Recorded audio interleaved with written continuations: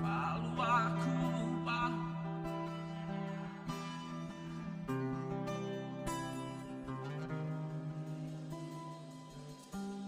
Aleluia, Senhor, porque nós podemos, Pai, encontrar, Senhor, tudo o que nós precisamos em Ti, Senhor. Obrigada, Senhor, porque existe uma mesa servida, Senhor.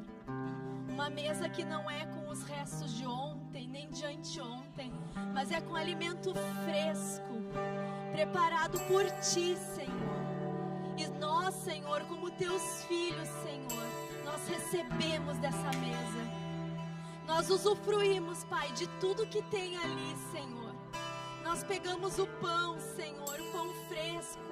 E tudo que está ali, Senhor, nós nos servimos, Pai. E nós sabemos, Senhor, que nós seremos saciados essa noite, Pai. Nós seremos inteiramente saciados, Pai, porque Tu és o pão da vida. Tu é aquele, Senhor, do qual nós podemos comer e não vamos ter fome, beber e não vamos mais ter sede, Senhor. Tudo, Pai, nós encontramos em Ti, Senhor. Obrigada, Senhor. Obrigada, Senhor. Obrigada, Pai. Nós Te louvamos, nós Te adoramos, Senhor.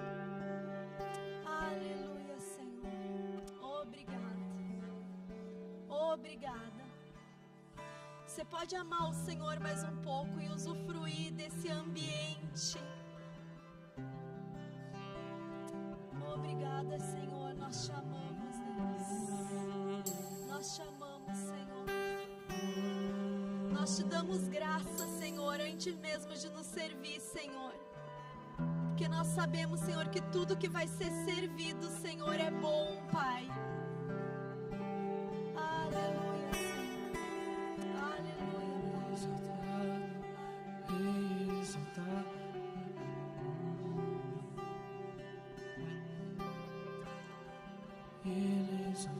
Amém.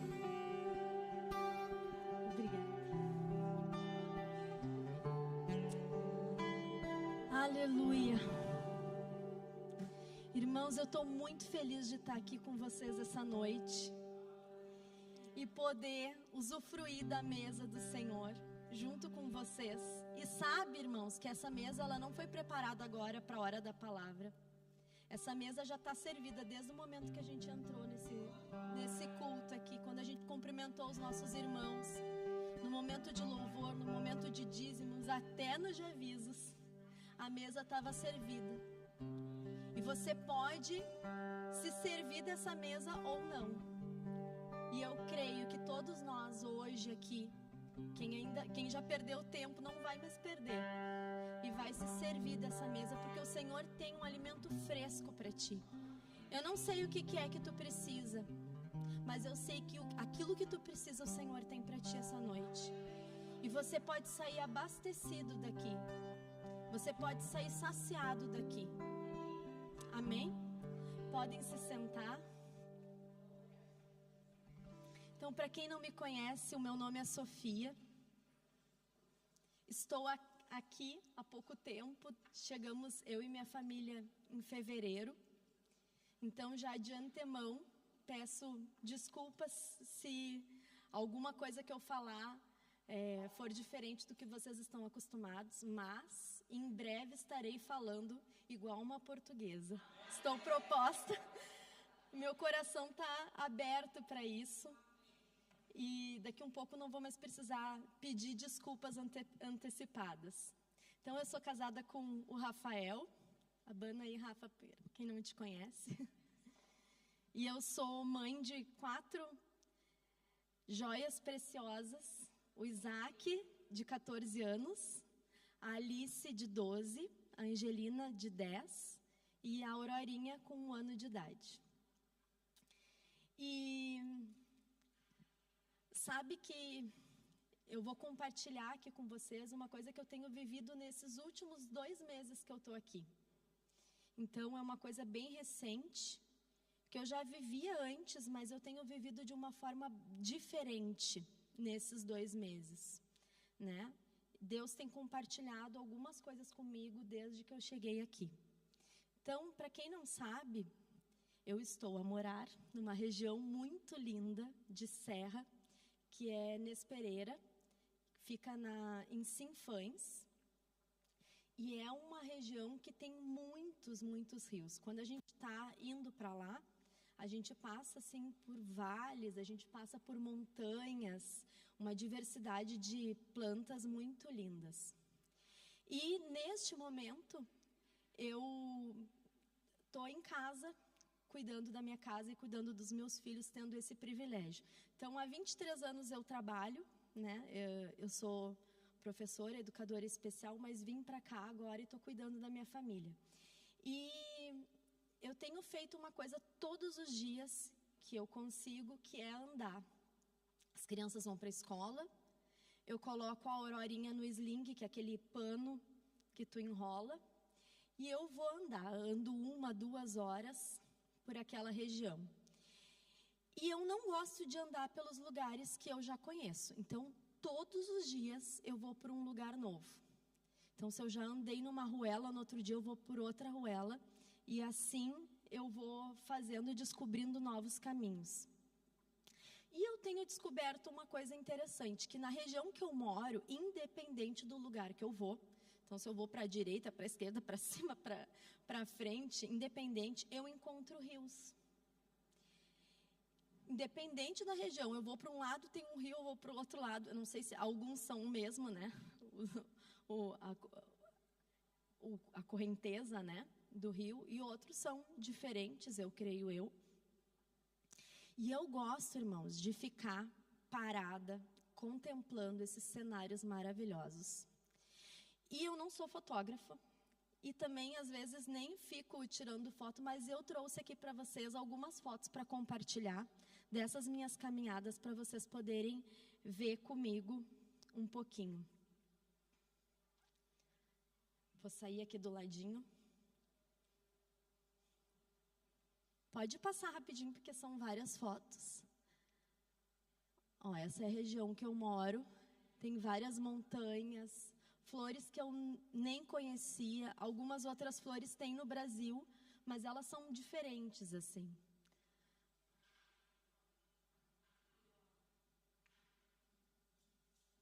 Já vi cachoeira, já vi... É uma diversidade muito grande da natureza. E eu gosto de ficar contemplando esses cenários maravilhosos, e na minha cabeça vem muitas coisas enquanto eu estou fazendo isso. Eu tenho usado esse tempo para orar, para ter o meu momento com Deus. E sabe que nesses momentos que eu estou fazendo isso, Deus fala comigo de uma maneira muito profunda. Deus tem falado comigo de uma maneira muito profunda. E me conduzido a uma vida de maior profundidade espiritual com Ele. E antes de eu falar o que eu quero falar aqui, de entrar no que Deus tem me mostrado, eu quero só dizer para vocês o seguinte: não tentem enxergar essas imagens que eu trouxe aqui de forma natural. Porque existe uma dimensão espiritual até nessas imagens que eu trouxe para vocês. Em 1 Coríntios 2,14 fala que o homem espiritual, ele consegue discernir as coisas pelo Espírito.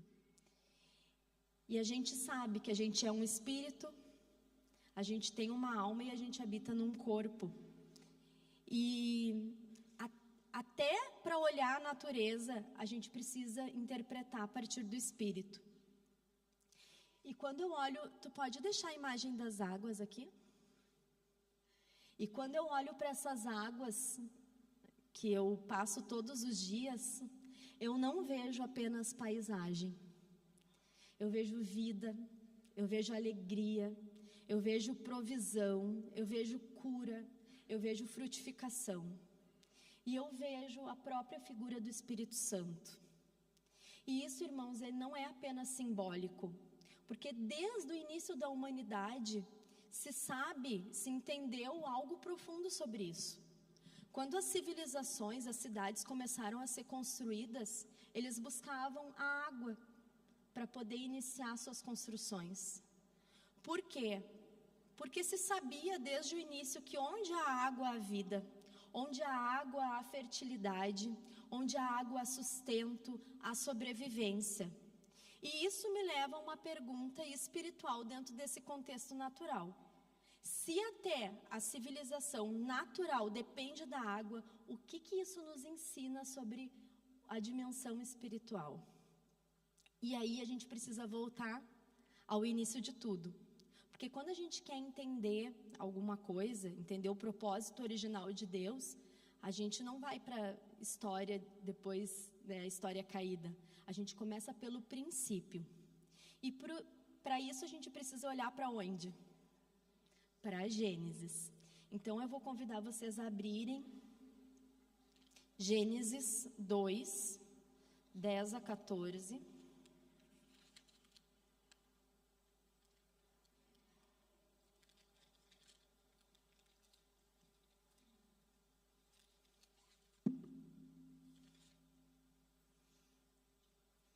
Que diz assim, aqui Deus revela em Gênesis a intenção dele.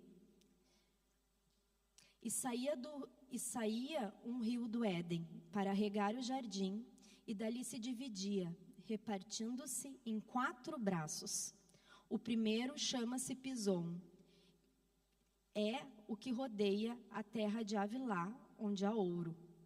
O ouro dessa terra é bom. Também se encontram lá o bidélio e a pedra de ônix. O segundo chama-se Gion, que circunda a terra de Cush. O nome do terceiro rio é Tigre, é o que corre pelo oriente da Síria, e o quarto é Eufrates. A gente não vai entrar aqui, irmãos, especificamente sobre os rios, né?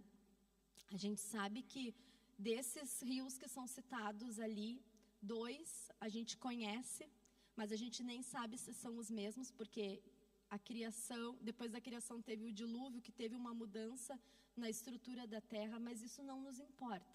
O que nos importa agora é saber que saía esse rio do Éden. O Éden é o lugar que o Senhor preparou, né? Um lugar de delícias, um lugar de deleite que Ele preparou para o homem. E o rio, percebam que ele não chegava no Éden, ele saía do Éden. A fonte do rio, ela não era externa. A fonte era o próprio Deus. E desse lugar, o rio se espalhava, então, em 4 braços, como a gente viu ali, gerando vida. Ele alimentava, sustentava e expandia, então, o jardim. O rio, ele não era apenas o recurso, ele era a expressão da presença de Deus. Mas, como a gente sabe, o homem pecou e ele foi retirado do Éden. E a partir daí, toda a história bíblica, ela passa a ser marcada por uma busca. A busca ao retorno à presença de Deus, ao retorno ao rio que flui, então, essas águas vivas. E agora a gente vai abrir em Ezequiel 47.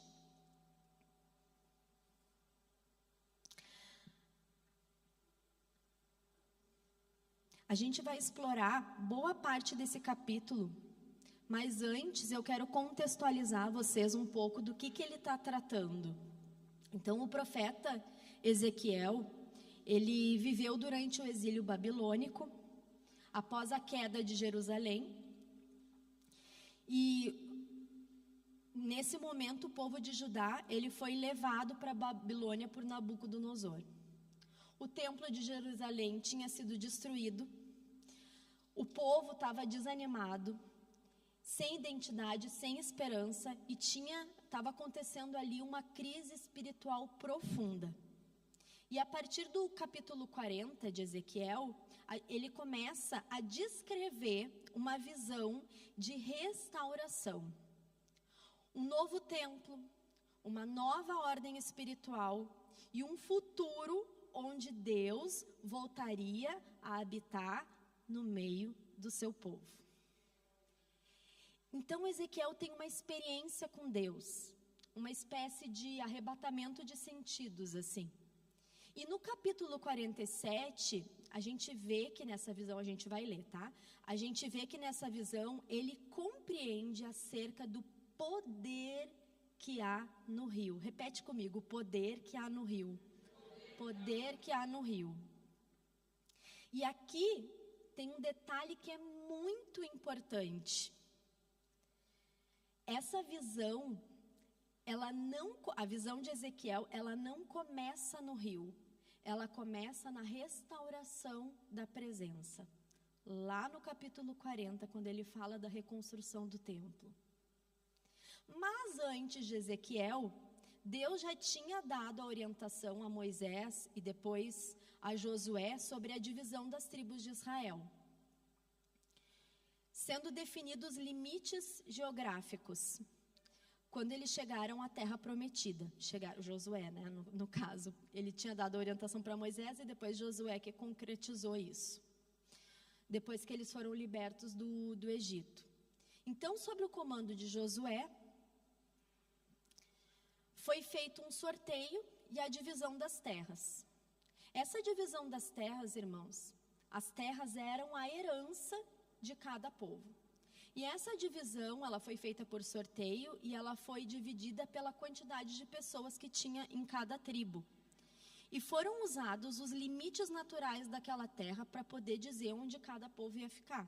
Então Josué olhava lá os rios, as montanhas, enfim. Não lembro direito o que tem, mas as montanhas é uma coisa que ele olhava, e aí ele pegava pela quantidade, tu fica aqui, vocês ficam aqui, vocês ficam aqui. E ele ia fazendo essa divisão. Lembrando que a tribo de Levi, ela não recebeu uma terra específica, porque eles faziam serviços religiosos, e eles foram então divididos entre todas essas tribos. A divisão feita por Josué, ela era uma divisão prática, porque o povo naquele momento, quando ele chegou na terra prometida, ele precisava o quê? Plantar e construir, começar a sua vida. Eles passaram anos no deserto, agora eles precisavam começar uma vida.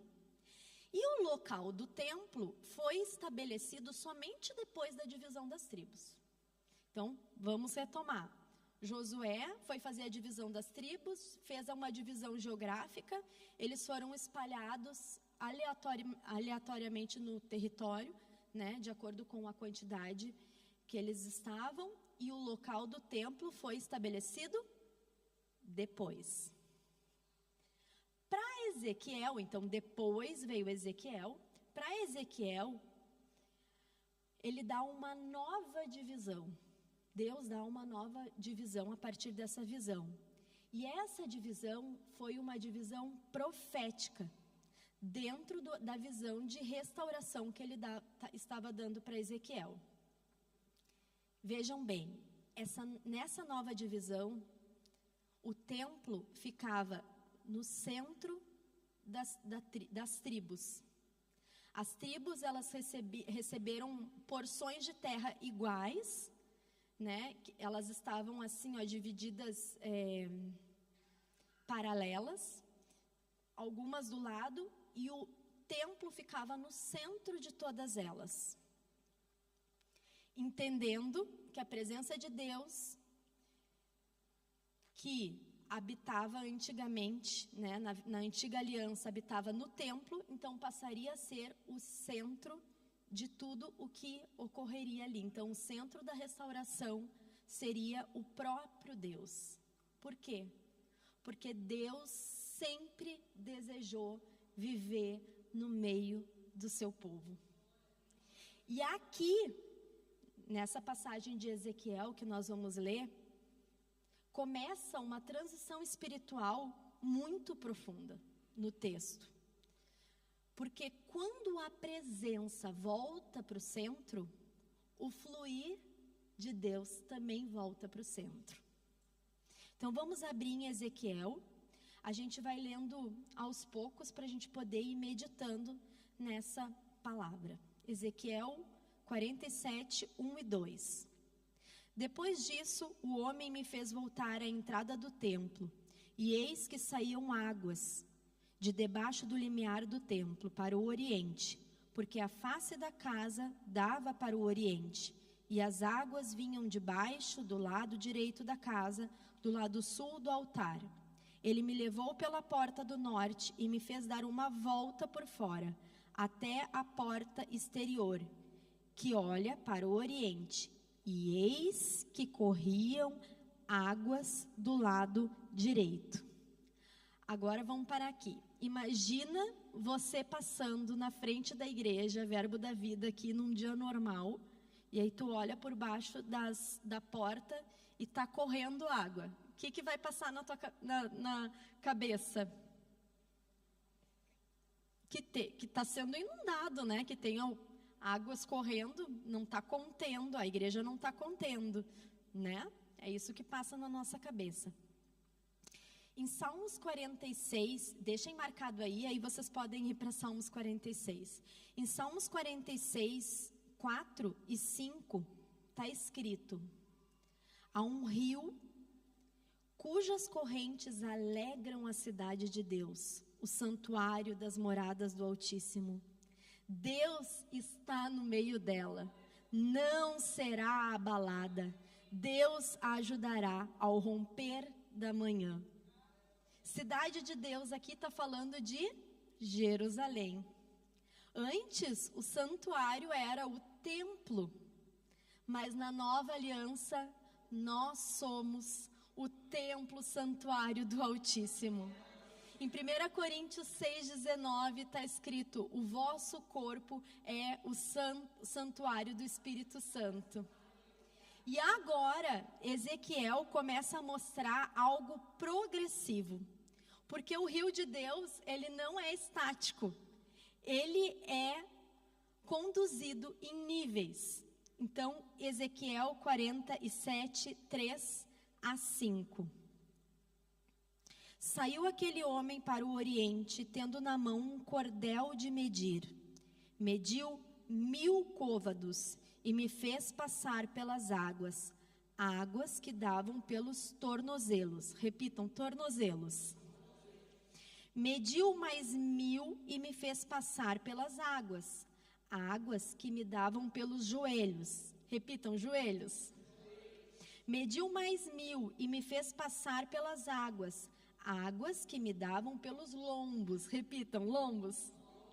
Mediu ainda outros 1000 e já era um rio que eu não podia atravessar, porque as águas tinham crescido, águas que se deviam passar a nado, rio pelo qual não se podia passar. A identidade do homem referido ali no texto, ela não é clara, mas a gente sabe que é ele quem mostra, é ele quem conduz, é ele quem mede, ele quem revela para Ezequiel. E apesar da palavra original no hebraico, nesse texto, ser homem, homem mesmo, eu não acredito que era um homem comum, mas uma autoridade espiritual. Irmãos, vejam, isso aqui é muito, muito profundo. Ezequiel, ele não estava apenas observando o que o homem estava mostrando.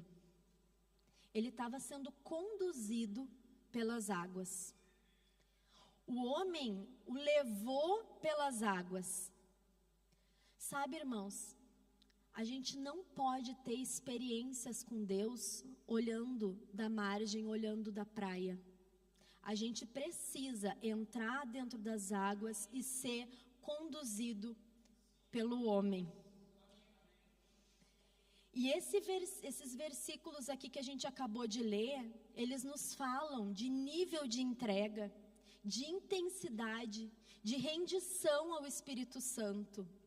Não basta a gente ser crente, a gente precisa se envolver no ambiente do Espírito Santo. Quanto mais a gente se entrega, quanto mais a gente é intenso nele, mais a gente avança, mais a nossa vida espiritual é ampliada. Então a gente vê que nas águas profundas existe uma consciência espiritual, existe uma realidade espiritual que é revelada. E nos próximos versículos a gente vai ver isso. Enquanto a gente dá passos no raso, a gente quer conduzir o processo. Quando a água está no tornozelo, quando a água está no joelho, a gente tem o domínio da situação. A gente pode voltar para a margem, a gente consegue se manter em pé. Mas quando a gente entra na profundidade, que precisa do nado, a gente se deixa conduzir e a gente passa a ser conduzido. Porque existe um interesse do Senhor em nos conduzir. E sabe, irmãos, existem coisas que só são reveladas na intensidade, na profundidade. Existem coisas que já são nossas, mas Deus está esperando uma estrutura espiritual adequada para poder nos entregar. E essa estrutura espiritual, ela só vai ser revelada na profundidade. Provérbios 3:5 está dizendo: confia no Senhor de todo o teu coração e não te estribes do teu próprio conhecimento, do teu próprio entendimento. Ezequiel 47, 6-7, vamos continuar ali. E me disse: viste isso, filho do homem? Então me levou e me tornou a trazer à margem do rio. Tendo eu voltado, eis que à margem do rio havia grande abundância de árvores, de um e de outro lado. Então aqui está dizendo: levou-me de volta. Se está dizendo levou-me de volta, quer dizer que Ezequiel já tinha estado lá. Mas agora tinha algo novo. A visão de Ezequiel tinha sido alargada na profundidade. E ele conseguia enxergar o que ele não enxergava antes. Ezequiel 47, 8-10. Então me disse: estas águas saem para a região oriental e descem a campina e entram no Mar Morto, cujas águas ficarão saudáveis. Toda criatura vivente que vive em enxames viverá por onde quer que passe este rio, e haverá muitíssimo peixe. E onde chegarem estas águas, tornarão saudáveis as do mar, e tudo viverá por onde quer que passe esse rio. Junto a ele se acharão pescadores, desde En-Gedi até En-Eglaim. Haverá lugar para se estenderem redes, e o seu peixe, segundo as suas espécies, será como o peixe do grande mar, em multidão excessiva. Irmãos, isso me mostra que onde as águas passam, vida vai nascer. O que está estéril começa a ser curado. Ali está se referindo ao Mar Morto, não é por acaso. O Mar Morto, a gente sabe que existe uma quantidade de sal tão grande que não é possível ter vida ali, mas está dizendo que o rio vai alcançar até o Mar Morto e dali sairia vida, o estéril passaria a ter vida. E hoje essas águas, elas fluem de dentro de nós. A gente pode saber que há vida dentro de nós, vida física, vida emocional, vida espiritual dentro de nós. Isso quer dizer que a gente pode impor as mãos sobre os doentes e eles serão curados. Isso quer dizer que se eu orar por alguém que está cativo, ele vai ser liberto, porque eu tenho autoridade no nome de Jesus para isso. E isso também quer dizer que da minha vida pode sair salvação para alcançar tantos outros corações. Há vida em mim. Você pode repetir isso? Há vida em mim. Há vida em mim. E essa vida pode alcançar muitas pessoas. Ezequiel 47:11. Mas os seus charcos e os seus pântanos não serão feitos saudáveis, serão deixados para o sal. Irmãos, presta muita atenção no que eu vou falar agora. Eu acabei de dizer que a água tem vida e ela pode alcançar qualquer coisa que esteja sem vida, certo? Mas aqui está dizendo que os pântanos e os charcos não vão ser alcançados. Será que alguma coisa pode ficar livre dessa água, do rio, desse fluir de vida? Não, mas presta atenção que aqui tem uma chave poderosa. Os charcos, os brejos e os pântanos são áreas rasas. Os brejos e os pântanos são áreas isoladas, onde não tem o contato direto com o fluxo do rio principal. Pegou isso? Por onde o rio passa, ele restaura, ele traz vida, mas a gente precisa estar no fluxo do rio principal. A gente precisa estar em movimento. A gente não pode estar nas águas paradas. A gente não pode estar isolado. E quando eu estava meditando sobre essa palavra, me veio duas coisas. Pensei em duas coisas. No fluir do rio de Deus, no nosso íntimo. Quando a gente é instruído, quando a gente é ensinado pelo próprio Deus, a gente está na movimentação da água, nós e o Senhor, e Ele está nos revelando coisas profundas. Mas eu também, irmãos, lembrei de uma coisa muito importante no congregar, e na unção que é derramada nos momentos coletivos. Existe uma unção específica para cada um desses momentos, para o meu íntimo e para o momento que eu estou congregando. E a gente não pode estar à margem de tudo isso. A gente precisa estar aberto, a gente precisa estar mergulhado no ambiente do Espírito Santo para receber tudo o que o Senhor tem e conhecer a riqueza e a profundidade que nos quer ser revelada. A riqueza e a profundidade nos quer ser revelada. Antigamente a gente ouvia, é mistério, é mistério. O mistério já foi revelado. O mistério, ele está diante de nós. O mistério é o próprio Jesus que nos foi revelado. Hoje não existe mais mistério. O Senhor quer se revelar para nós de forma profunda. E Ele quer nos mostrar tudo. Ezequiel 47:12. Junto ao rio, as ribanceiras de um e de outro lado, nascerá toda sorte de árvore que dá fruto para se comer. Não fenecerá a sua folha, nem faltará o seu fruto. Nos seus meses produzirá novos frutos, porque as suas águas saem do santuário, e o seu fruto servirá de alimento, e a sua folha de remédio. A gente sabe que de forma natural as árvores produzem fruto uma ou duas vezes no ano.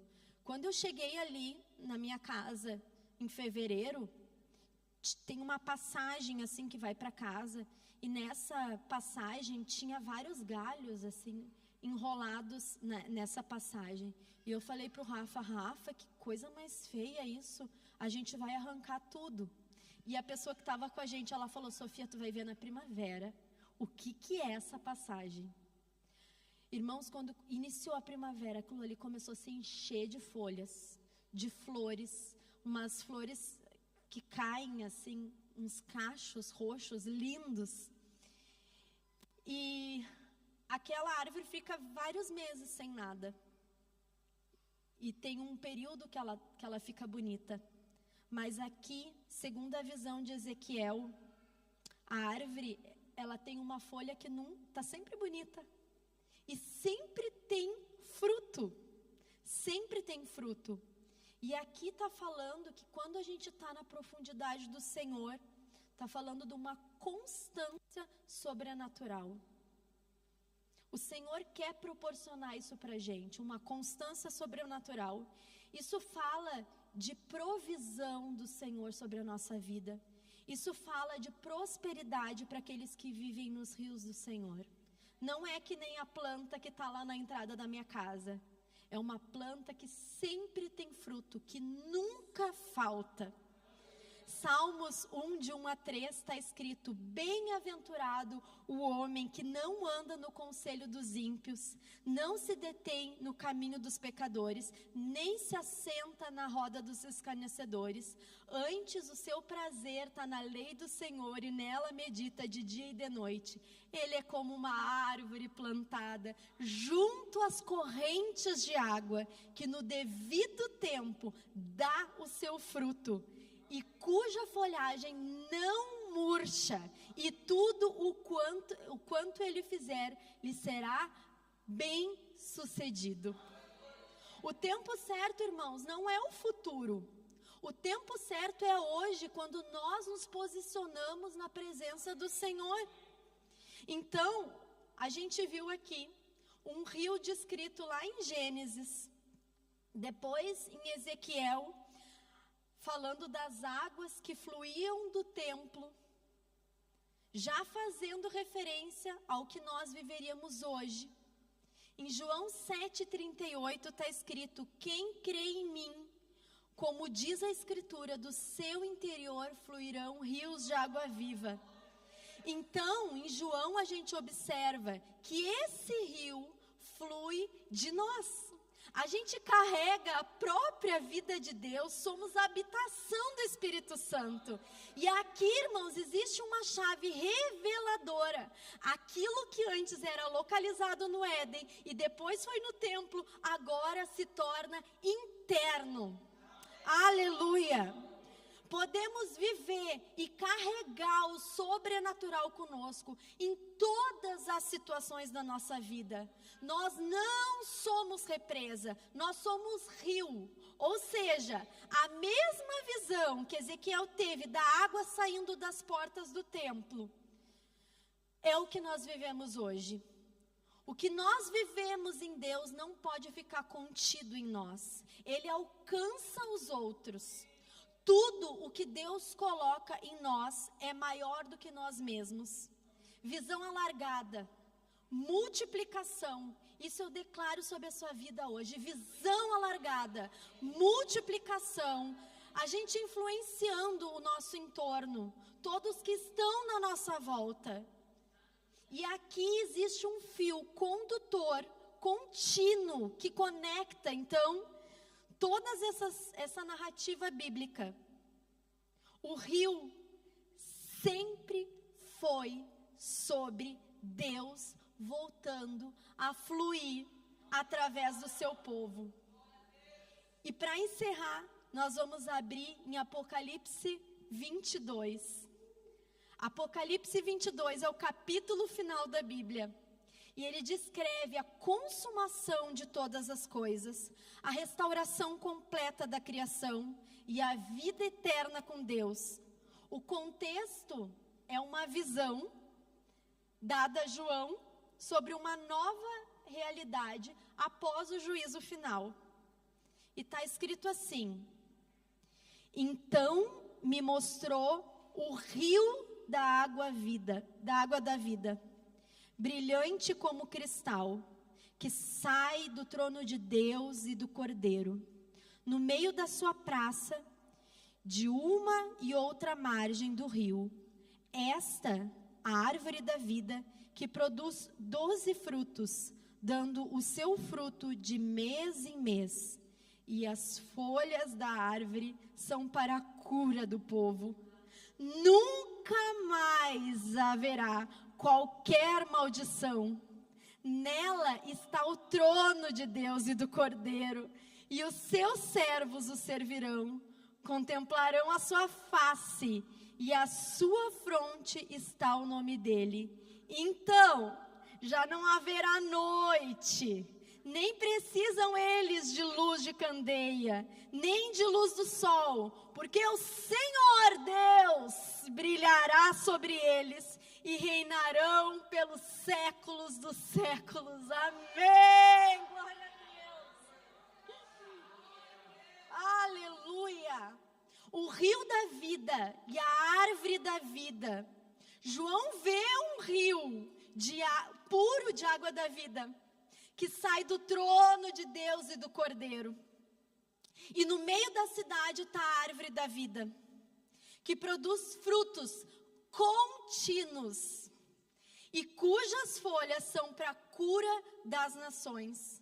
A imagem, irmãos, de João, ela aponta para a plenitude, vida contínua, restauração total. O rio não é só o passado, lá no Éden, na visão de Ezequiel, nem só o presente, o Espírito Santo habitando em nós, mas ele também é o futuro. Ele flui, esse rio ele flui na eternidade. Diante do novo céu, diante da nova terra, onde não há mais interrupção, onde não vai mais ter choro, onde não vai mais ter dor, nem distância, nem queda. Ali o rio contínuo flui. Ele flui do trono de Deus sem fim, sem pausa, sem perda de vida. E isso me mostra algo profundo. Aquilo que Deus começou em Gênesis, Ele não abandona no meio do caminho. Deus não abandona no meio do caminho. O rio que nos alcança é o mesmo rio que nos espera na eternidade. Aleluia! Por isso, irmãos, a gente pode se lançar com confiança, porque a gente não está entrando em algo temporário. A gente está sendo levado por aquilo que nunca vai ter fim. A gente se lança, Senhor, dos teus rios, porque esse rio não vai ter fim.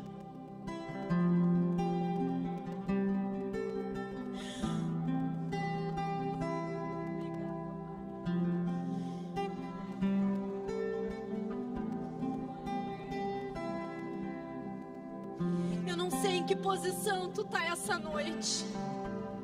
Eu não sei se tu tá nos pântanos, mas hoje é noite de restauração. Hoje tu pode entrar no fluxo do rio e ser conduzido pelo próprio Espírito de Deus. A única coisa que é necessária é um posicionamento. É um posicionamento. E se você já está no fluxo do rio, você pode ir mais fundo. Você pode se deixar conduzir a experiências mais profundas com Deus. Aquilo que você ainda não conhece, o Senhor quer revelar. A gente começou aqui falando da figura da mesa. O Senhor está nos servindo. O Senhor está nos servindo coisas novas, novas experiências de vida nele. Você só precisa se colocar diante do Senhor com o desejo de mergulhar nesse rio. Você pode se colocar de pé. Nós vamos ter agora um minutinho para que nós possamos amar o Senhor, para que nós possamos experimentar de águas profundas, para que nós possamos ter novas revelações. Você crê que você pode ter uma nova revelação essa noite? Você vai ter. Você crê que você pode ir mais profundo? Você vai ir. Você crê que esse rio pode trazer cura? Cura. Esse rio, ele é cheio de vida. Ele está aqui para trazer a cura do Senhor. Esse rio, ele é capaz de libertar o cativo. Depressão, esse rio é capaz de levar a depressão.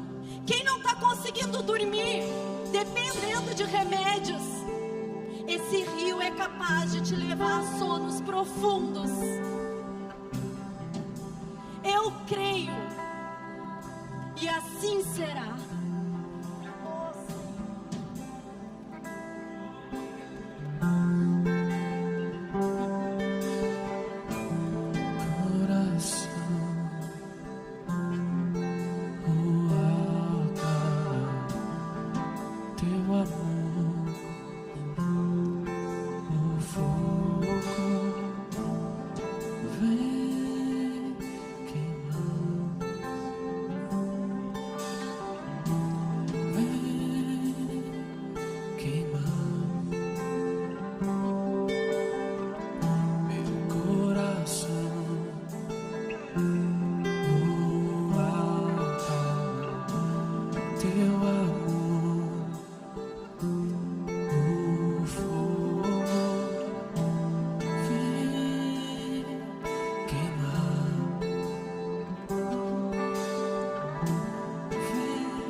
Nós mergulhamos, Senhor, nos teus rios, Pai.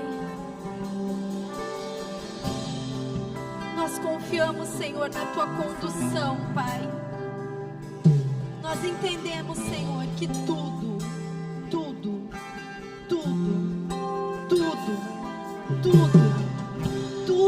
o que nós precisamos, nós encontramos no fluir do teu rio, no fluir do teu rio, nas águas mais profundas. E nós, Senhor, essa noite nos posicionamos, nós mergulhamos, Senhor, em águas mais profundas. Nós queremos, Senhor, passar de nível, perder o controle humano e ser conduzido pelos rios do teu Espírito. Rios que não podem ser contidos, rios que transbordam pelas portas do templo. E eu sou o teu templo, Senhor.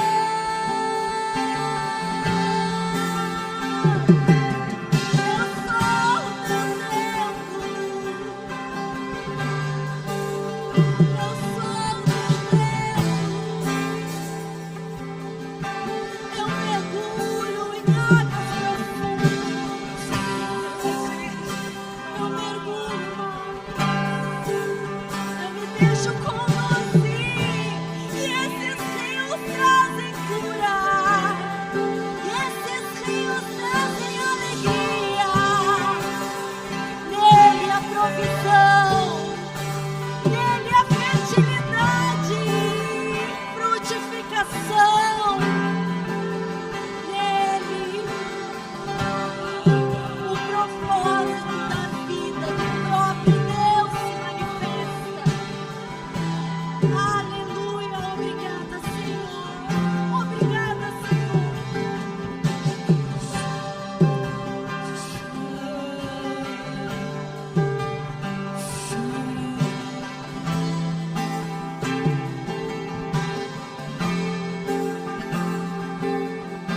Deixa fluir o rio de Deus. Deixa fluir o rio de Deus. Deixa fluir o rio de Deus. Deixa fluir o rio.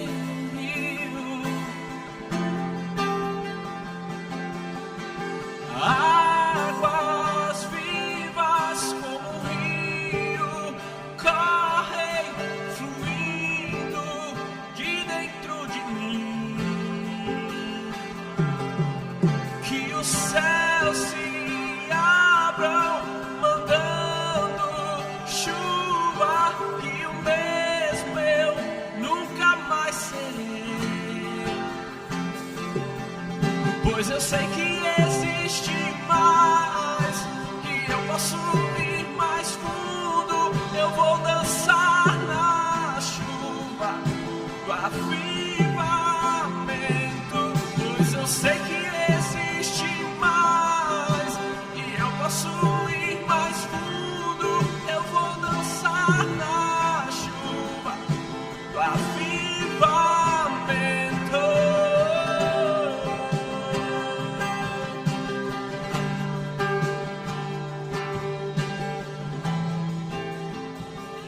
E eu não posso terminar essa noite sem te fazer um convite.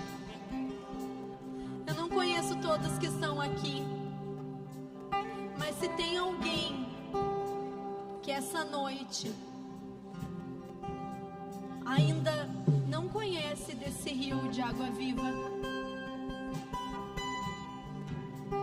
o próprio Jesus disse: quem tem sede, vem a mim e beba, e não terá mais sede.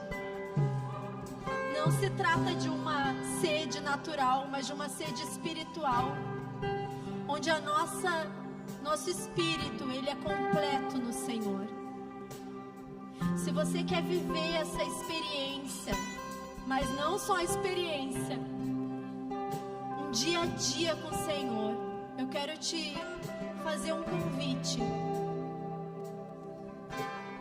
a tornar Jesus, essa água viva, o Senhor e o Salvador da sua vida. Tem alguém aqui que nunca fez uma oração confessando e dizendo que Jesus morreu na cruz e Ele é o Senhor e Salvador da sua vida e gostaria de fazer essa oração aqui essa noite?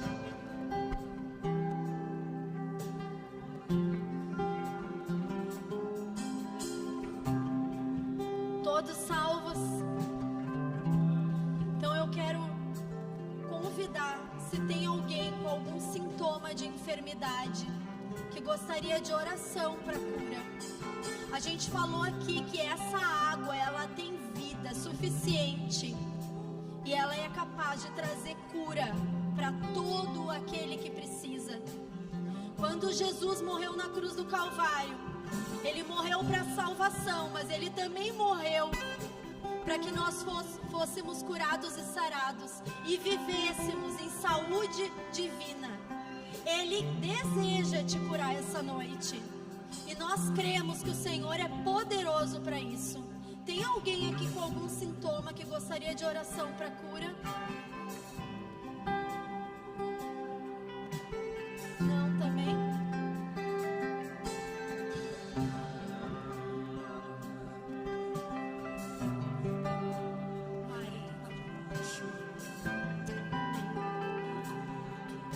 Você pode estender a sua mão para cá e concordar com essa oração de cura, em nome de Jesus.